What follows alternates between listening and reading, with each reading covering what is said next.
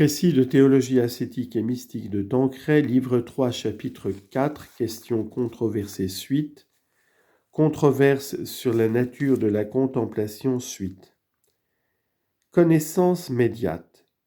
Mais l'opinion communément admise est que la connaissance du contemplatif, si parfaite soit-elle, demeure médiate en même temps que confuse et obscure, bien que quasi expérimentale.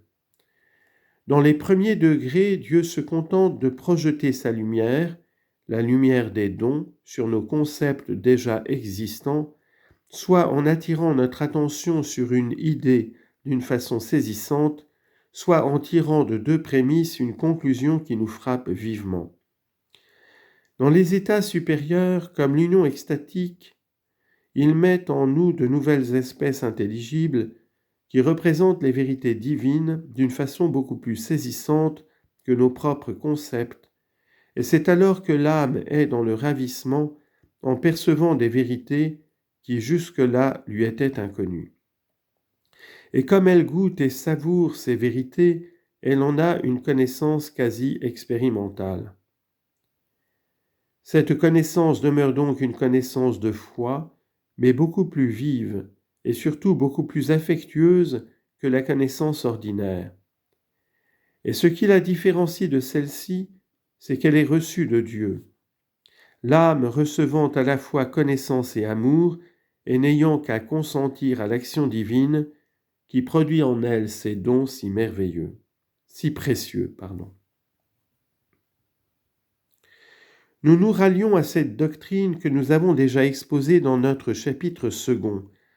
Elle nous paraît mieux sauvegarder la différence essentielle entre la contemplation qui demeure médiate et obscure, per speculum et in enigmate, selon les mots de saint Paul, sous un voile en énigme, et la vision béatifique qui est immédiate et claire.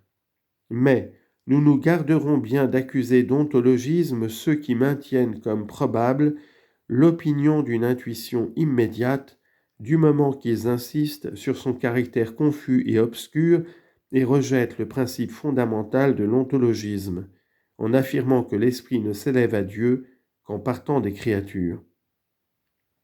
On lit en note.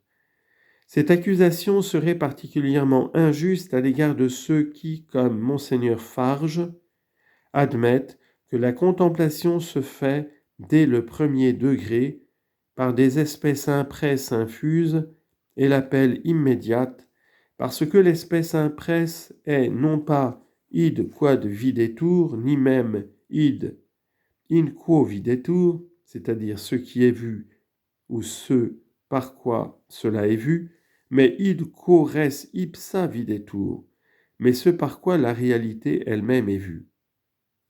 On peut critiquer cette manière de voir, on ne peut pas y reconnaître l'ontologisme.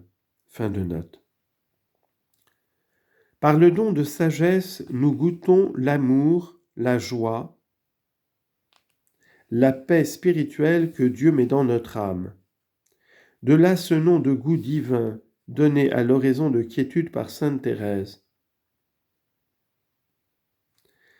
Par les touches divines, il semble aux mystiques que la substance même de leur âme est atteinte, tant l'impression produite par l'amour divin est profonde. Mais quand ils viennent à détailler leurs impressions, ce qu'ils décrivent se ramène aux différents effets d'un amour ardent et généreux. On peut donc penser que s'ils emploient ces expressions si fortes, c'est à cause de la pauvreté du langage humain à décrire les impressions de grâce produites en leur âme.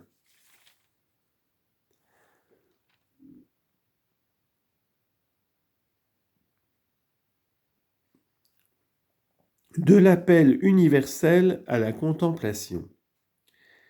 Il ne s'agit pas ici de l'appel individuel et prochain à la contemplation infuse dont nous avons déjà parlé plus haut.